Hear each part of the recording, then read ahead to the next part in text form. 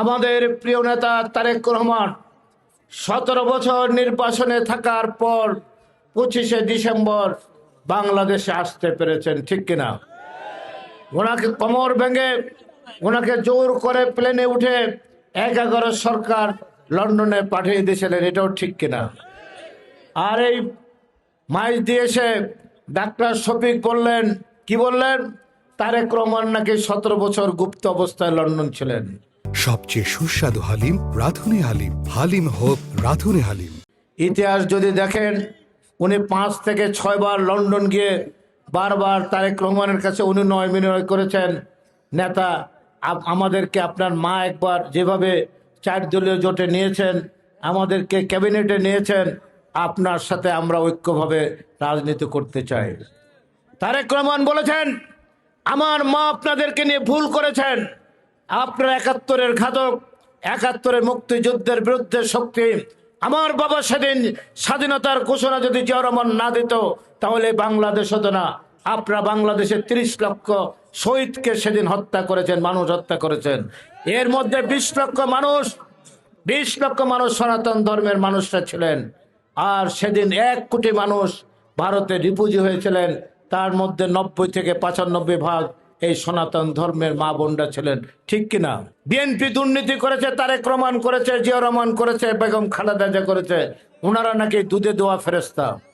আমার নিজের দেখা, বেগম খালেদা জিয়ার পাশের চেয়ারে বসেন নাই, নিচে বসে মতিউর রহমান নিজামী, আলী হাসান মুজাহিদ বারবার অনুরোধ করেছেন 4 দলীয় জোটে আমাদের নেন। বেগম খালেদা জিয়া সরলভাবে তাদের নিয়েছিলেন। সেদিন মান্নান ভূঁইয়া বিএনপির মহাসচিব ছিলেন, আমি পাশে ছিলাম। মান্নান ভূঁইয়া বলেছেন, ম্যাডাম আপনার জীবনে যদি সবচেয়ে বড় ভুল হয়, একটি সিদ্ধান্ত আপনি নিচ্ছেন, এই রাজাকার আলবদরদের নেবেন না, আপনি এমনি 180-85 সিট পাবেন, এদের নিলে 5 সিট বাড়তে পারে, তবে আপনার মৃত্যু পর্যন্ত আপনাকে এর খেসারত দিতে হবে। তাই বেগম খালেদা জিয়া দিয়ে গেছেন এই মুনাফেকদের ক্ষমতা, এই 4 দলীয় জোটে। তারপর তাদেরকে মন্ত্রী করেছেন। ওনারা বলেন ওনারা নাকি দুর্নীতির সাথে জড়িত ছিলেন না।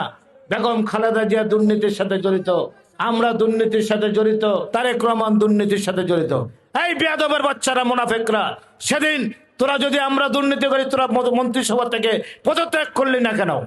এর চাইতে বড় বেঈমান বাংলাদেশে কেউ হতে পারে না। আগামী 12ই ফেব্রুয়ারি নির্ধারিত হবে বাংলাদেশকে 71-এর মহান মুক্তিযুদ্ধের ধারায় চলবে। 30 লক্ষ শহীদের সাথে কি আমরা বেঈমানি করব?